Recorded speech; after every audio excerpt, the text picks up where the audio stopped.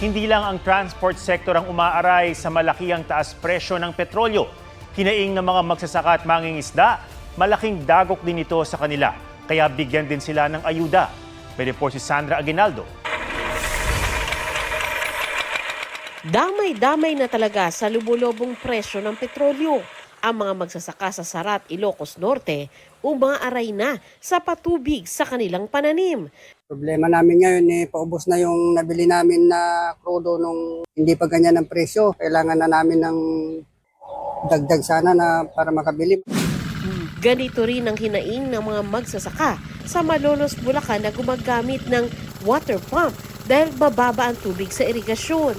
Panawagan po namin mga magsasaka sa ating pamunuan sa gobyerno ay mabigyan kami ng ayuda. Kasi po pag hindi kami mabibigyan ng ayuda na diesel ay mamamatay po ang aming tanim.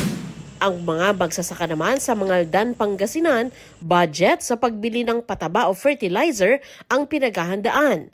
Sa monitoring ng samang industriya ng agrikultura o SINAG, ilang araw matapos ang mega oil price hike, biglaan din daw ang pagmahal ng pataba. Hihiling daw sila sa gobyerno ng fertilizer subsidy. Ang laki ng tinaas ng fertilizer. Kung tumaas yan, inputs tataas. Meeting kami ng Department of Agriculture. Ang suggestion namin magbigay ng 6,000 pesos. Apektado rin ng presyo ng petrolyo ang mahigit 200 mangingisda sa San Antonio, Zambales. Hindi naman daw sila basta makapagtaas ng presyo ng mga huli dahil kawawa raw ang mga mamimili. Ito nga, pakunti-kunti na nga lang yung huli namin tapos tumataas pa yung gasolina. Ang mangingisdang si Tatay Winnie sa Iloilo, wala raw kakainin kung walang mahuhuling isda. Ang dating nasa 300 hanggang 500 pesos na gastos sa langis, ngayon umaabot na raw hanggang 1,000 piso. Imbes pa dasig, pinahinay na lang anay kasi kuan ka man nga magkini-kini ang makaon mo sa mga gatong mo. Tiis-tiis din muna ang mga mangingisda sa Davao City. Sa pagdinig ng Senate Committee on Agriculture, sinabi ng SINAG na hindi lang transport sector ang dapat inaalalayan ng gobyerno dahil malaki rin daw ang dagok ng mega oil price hike sa sektor ng agrikultura. Nakafocus tayo sa transport, sa mga jeepney driver, tricycle driver, pero mas kawawa yung mangingisda kasi dagdag sa gasto sa produksyon niya yun. Ina-absorb niya ang sarili. Yung mga jeep pwedeng huminto ng ilang oras eh. Yung mangingisda hindi ka naman pwedeng hindi mangisda ka ng 2-1 oras lang. Talagang kailangan mong lumayo para makapanghuli.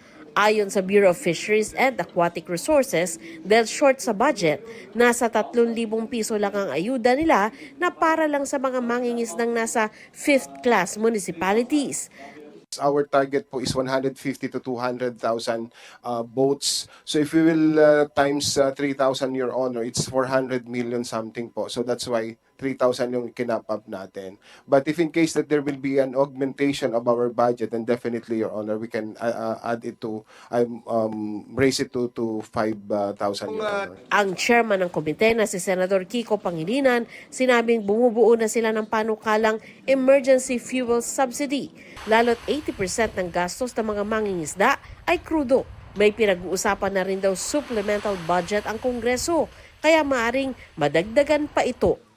Sandra Aguinaldo nagbabalita para sa GMA Integrated News.